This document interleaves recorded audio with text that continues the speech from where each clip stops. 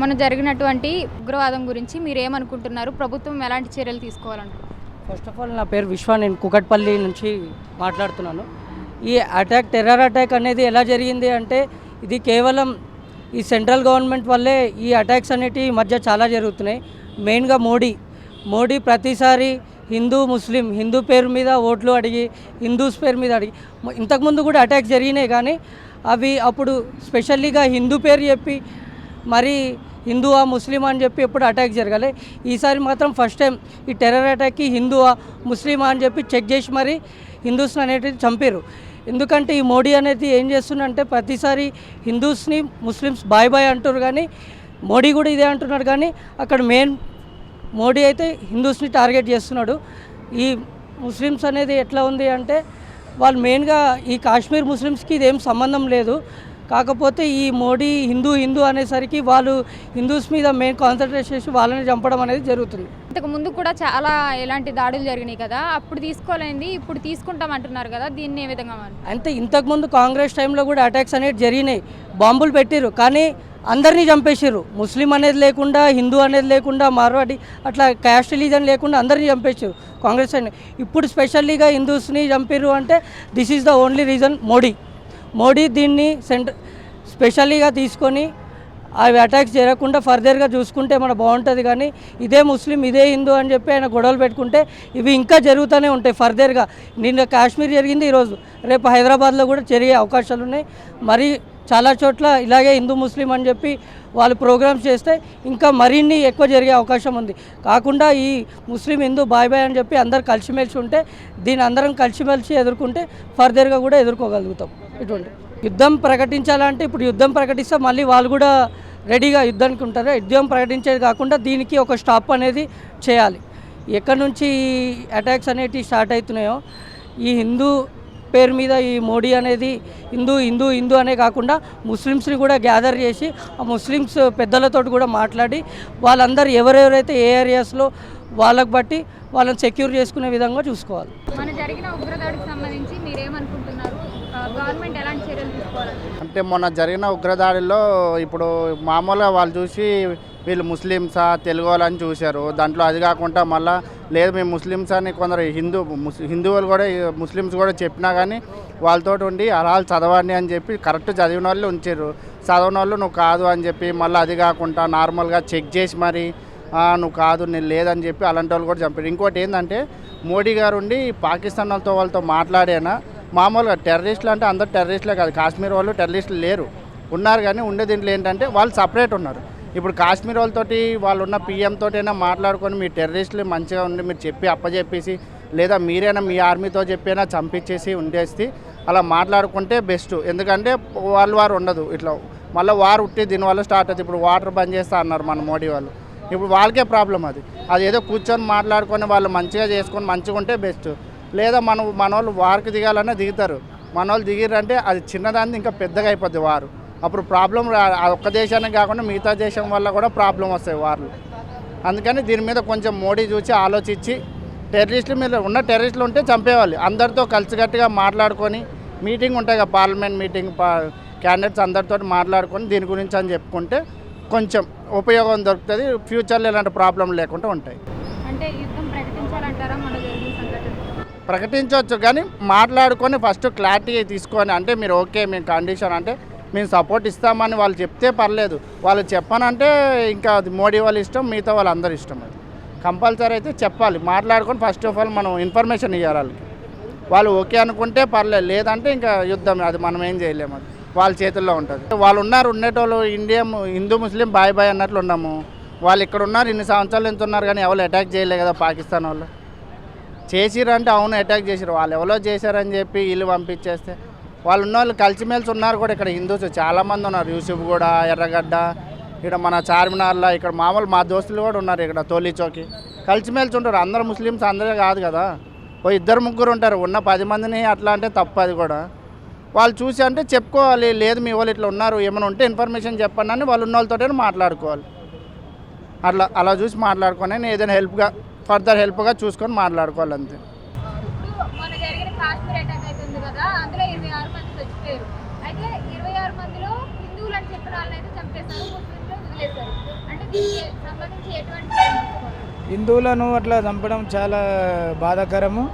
ఎందుకంటే హిందువులను అట్లా చేయకూడదు కదండి. మోలీ గవర్నమెంట్ జర హిందువులను కాపాడాలి, కొంచెం తొందరగా చర్య తీసుకొని మన హిందువులను రక్షించాలని కోరుకుంటున్నాము. అంటే వీళ్ళ మీద ఇప్పుడు యుద్ధం ప్రకటించాలంటారా?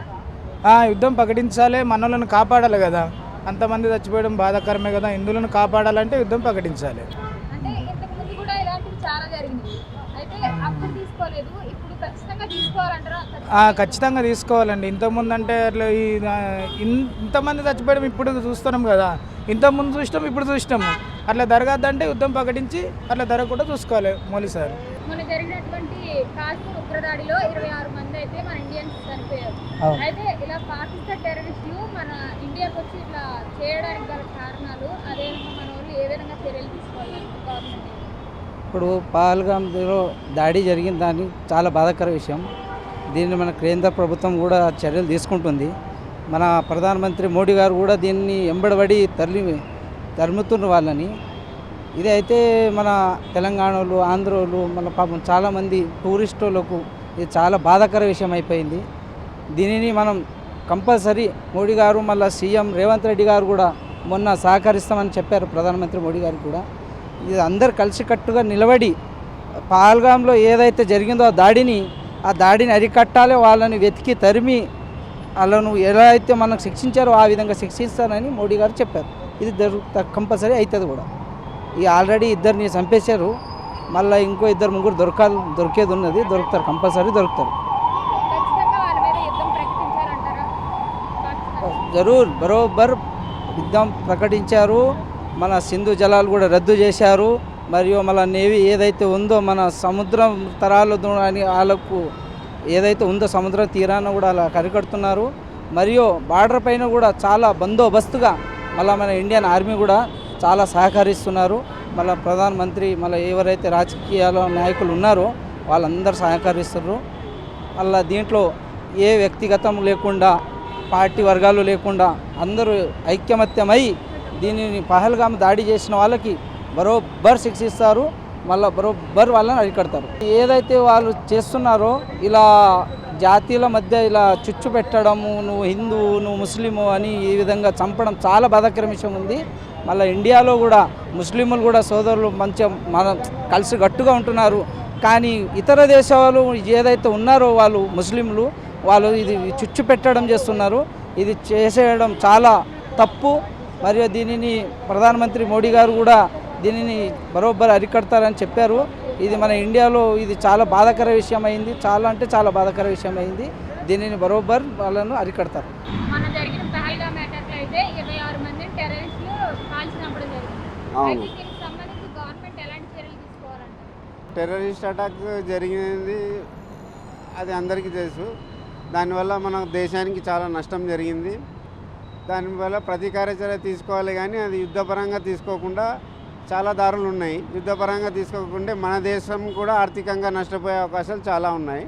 అలా మనకు నష్టం జరగకుండా ఆర్థికంగా వాళ్ళపైన ప్రతీకార చర్య తీసుకోవడానికి మిగతా దారులు ఇప్పుడు ఎలాగో వాటర్ సింధు జలాలు ఆపేసామన్నారు, అదొక పాయింట్. అది అలా ఇంకా కొన్ని వాళ్ళకు పాకిస్తాన్లకు రావాల్సిన, మన దేశం నుంచి వెళ్ళాల్సినవన్నీ ఆపేసి ఆర్థికంగా ఎకనామికల్ వార్ చేయడం బెటరు.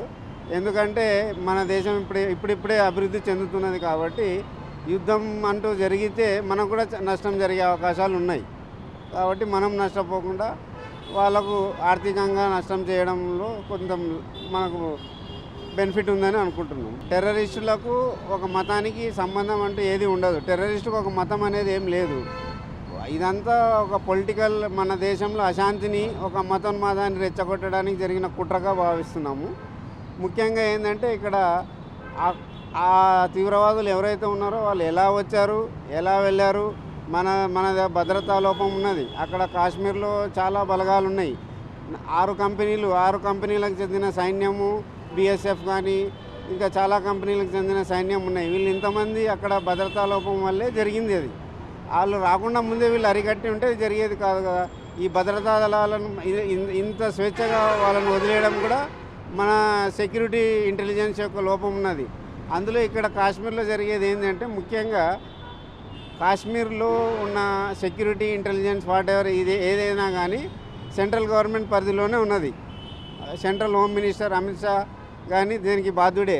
ఆయన దానికి కరెక్ట్ సమాధానం చెప్పగలడని భావిస్తున్నాం. ఎందుకంటే మతం అనేది ఒక మతానికి టెర్రరిజంకి ముడిపెట్టడం కరెక్ట్ కాదు. టెర్రరిస్ట్ అనేవాడు వాడు ఏ మతానికి చెందినవాడు కాదు. వాడు అలా కేవలం హిందువులనే చంపాలి అనుకుంటే అక్కడ కాశ్మీర్లను కూడా ఇంకా ముగ్గురిని చంపేశారు. వాళ్ళు ముస్లిమ్సే. పైగా అక్కడ ఉండే ముస్లిమ్స్ ఇక్కడ లోకల్స్కు హిందువులకు చాలా సపోర్ట్ చేశారు. ఒక ఆటో డ్రైవర్ దగ్గర నుంచి మిగతా వాళ్ళని గెస్టులుగా వాళ్ళ ఇంట్లో పెట్టుకొని వాళ్ళకు భోజనాలు వసతి కల్పించి ఆటోలో ఫ్రీగా తీసుకొచ్చి ఎయిర్పోర్ట్ దాకా వదిలేరు. అంటే వాళ్ళు కూడా ముస్లిమ్సే కదా. అంటే వాళ్ళకి హెల్ప్ చేసిన వాళ్ళు ముస్లిమ్స్ అయినప్పుడు చంపినోడు మాత్రమే ముస్లిం కాబట్టి ఆ ముస్లింలందరూ తీవ్రవాదులు అనడం చాలా తప్పది. అది కరెక్ట్ కాదు. అలాగే తీవ్రవాదం అనే అంశాన్ని తీసుకొని ఒక మతానికి పోయడం కూడా కరెక్ట్ కాదు. ఇది రాజకీయ లబ్ధి కోసము అశాంతికి చేకూర్చడం కోసము కొంతమంది చేసే కుట్రగా భావిస్తున్నాం. మొన్న జరిగినటువంటి ఘటనలో కాశ్మీర్లోని పెహల్గాంలో 26 మంది ఇండియన్స్ అయితే టెర్రరిస్టులు అటాక్ చేయడం జరిగింది. ఈ అటాక్ చేయడం వెనకాల హిందువులు అని చెప్పిన వాళ్ళని అందరినీ కూడా కాల్చేస్తారు, మిగిలిన వాళ్ళు వదిలేస్తారు. దీన్ని మనం ఎలా చూడాలి? రీసెంట్గా జరిగిన పహల్గామ్ ఘటనలో నేనైతే నాకు ఆ ఇన్సిడెంట్ నచ్చలేదు. ఎందుకంటే ఆ టెర్రరిస్ట్ ఆ విధంగా చేయడం అసలు బాగలేదు. నేను గవర్నమెంట్కి ఒకటే చెప్పాలనుకుంటున్నాను, యుద్ధం మీద చేయాల్సిందే. ఎందుకంటే నెక్స్ట్ టైం ఇట్లాంటివి మళ్ళీ జరగకుండా ఉండాలంటే వాళ్ళకి కరెక్ట్ మెసేజ్ వెళ్ళాలి. టెర్రరిస్ట్ మొత్తం కంప్లీట్గా నాశనం అయిపోవాలి. నెక్స్ట్ టైం ఇట్లాంటి రిపీట్ అవ్వద్దు. మనం వాళ్ళతో మాట్లాడి దీని సొల్యూషన్ కానే కాదు, వాళ్ళతో ఫైట్ చేయాలి. ఫైట్ చేసి వాళ్ళకి ఒక మెసేజ్ పంపాలి. పాకిస్తాన్లో ఎవరైతే టెర్రరిస్ట్ ఉన్నారో వాళ్ళందరినీ కూడా ఫినిష్ చేయాలి. పాకిస్తాన్ వీళ్ళు సపోర్ట్ చేస్తుంది, టెర్రరిస్ట్ని సపోర్ట్ చేస్తుంది. పాకిస్తాన్తో ఫైట్ చేయాలి, టెర్రరిస్ట్తో ఫైట్ చేయాలి. దీన్ని కంప్లీట్గా నాశనం చేయాలి. నేను మన స్టేట్ గవర్నమెంట్ కానీ ఇండియన్ గవర్నమెంట్ కానీ మెసేజ్ చెప్తున్నాను, ఖచ్చితంగా అటాక్ అయితే చేయాల్సిందే పక్క. అదేవిధంగా ఇంతకు ముందు కూడా ఇలాంటివి చాలానే జరిగింది. కానీ అప్పుడు ఇటువంటి యాక్షన్ ఎప్పుడు తీసుకోవాలి, కానీ ఇప్పుడు ఖచ్చితంగా చేయాలి. ఇప్పుడు మోదీ గవర్నమెంట్ ఉంది కాబట్టి మోదీ గవర్నమెంట్ మొత్తం కంప్లీట్ మెజారిటీ లేకపోయినా కూడా మిగతా దాని మీద డిపెండ్ అయి ఉంది. అయినా కూడా వాళ్ళతో అందరితో మాట్లాడి మోదీ గవర్నమెంట్ అనేది దీని మీద కరెక్ట్ యాక్షన్ తీసుకోవాల్సిందే. తప్పకుండా టెర్రరిస్ట్ ఫైట్ చేయాల్సిందే. అంటే మన జరిగిన దాడిలో ఏంటంటే హిందువులు అనే వాళ్ళని మెయిన్గా టార్గెట్గా పెట్టుకుని వాళ్ళు అటాక్ చేయడం జరిగింది. ముస్లింలు అనే వాళ్ళని వదిలేస్తారు. మనం దీన్ని ఏ విధంగా చూడాలి? ఇది హిందూ ముస్లిం అనే ఏం లేదు. As a citizen of India మనం అందరం ఒకటే. ఫస్ట్ అయితే మనం ఒకటే, తర్వాత హిందూ క్రిస్టియన్ ముస్లిం అయినా. సో వాళ్ళు ఎవరైతే మన మీద హిందూస్ మీద అటాక్ చేసినా కానీ ఎవరి మీద అటాక్ చేసినా కూడా మనం వాళ్ళకి అగెనెస్ట్ ఫైట్ చేయాల్సిందే. ఫైట్ చేసి టెర్రరిస్ట్ని చేయాల్సిందే. ఇప్పుడు గవర్నమెంట్ మీరు ఏం చెప్పారంటే గవర్నమెంట్ మన స్టేట్ గవర్నమెంట్ కావచ్చు, మన రేవంత్ రెడ్డి సీఎం ఎవరైనా కావచ్చు, మన మోదీ కావచ్చు, ఎవరైనా కానీ దీనికి అగెనెస్ట్గా ఫైట్ చేసి తప్పకుండా గట్టి యాక్షన్ తీసుకోవాలని నేను కోరుకుంటున్నాను. ఇది మన ఇండియా అంతా కూడా గవర్నమెంట్ సపోర్ట్ చేయాలంటారా? అవును, ఇండియా అంతా కూడా గవర్నమెంట్ సపోర్ట్ చేయాల్సిందే. మొత్తం అందరు మినిస్టర్స్ కానీ ఎమ్మెల్యేస్ కానీ ఎంపీస్ కానీ అందరూ కూడా ఒక మీటింగ్ పెట్టి దీనికి కరెక్ట్ యాక్షన్ తీసుకోవాలని కోరుకుంటాను. ఘటన అనేది చాలా బాధాకరం. అసలు చూసిన వెంటనే ఎట్లా వీడియో చూస్తుంటే అసలు మనసులో బాధ కానీ ఆగలేదు. ఆ క్షణం మేము కూడా ఒక సైనికులు అయితే బాగుండే, అప్పటికప్పుడు వాళ్ళు దొరికితే నరికి ముక్కలుగా నరికేయాలన్నంత కసి వచ్చింది. ఆ రోజంతా చూస్తూనే ఉన్నాము. అంటే కొత్తగా పెళ్ళి ఓన్లీ మగవాళ్ళనే టార్గెట్ చేశారు కదా. వాళ్ళ ఫ్యామిలీ ముందే వాళ్ళని అనేది ఆ బాధ ఎలా ఉంటుందో ప్రతి ఒక్కరికి తెలుసు. అది చాలా తప్పు, దుర్మార్గం. అది చేయకూడదు. అలా బట్ జరిగింది, కానీ అదైతే తప్పు. ఎవరికైనా ఎలాంటి చర్యలు తీసుకోవాలంటారు? యుద్ధమే కావాలి. ఎందుకంటే ఇంతకుముందు చాలా ఘటనలు జరిగాయి. ఇదేం ఫస్ట్ టైం కాదు. ఓకే, ఇది ఫస్ట్ టైం. ఒకసారి మాట్లాడుకుందాం, శాంతియుతంగా పరిష్కరించుకోవాలి అనుకోవడానికి ఫస్ట్ టైం అయితే పర్లేదు. ఇంతకుముందు చాలా జరిగినాయి. ఇది లాస్ట్ వార్నింగ్ అవ్వాలి. వాళ్ళకి వార్నింగ్ అవ్వాలంటే యుద్ధం, వాళ్ళకి ఏదో ఒక సమాధానం కావాలి. వాళ్ళ మాటలతో వినే రకాలు అస్సలు కాదు. ఇప్పుడు శాంతియుతంగా పరిష్కరించినా మళ్ళీ 6 months 1 yearకో వాళ్ళ బుద్ధే కుక్క బుద్ధి. వాళ్ళది కుక్కతో ఒక వంకర ఉన్నట్టు వాళ్ళ బుద్ధి మారదు. సో గట్టిగా సమాధానం చెప్తేనే నెక్స్ట్ టైం వాళ్ళకి భయం ఉంటుంది. లేదంటే లాస్ట్ టైం చేసినప్పుడు ఇది రిపీట్ అవుతూనే ఉందని మళ్ళీ వాళ్ళకి అడ్వాంటేజ్ అయిపోతుంది. సో యుద్ధమే జరగాలని కోరుకుంటున్నాను నేనైతే.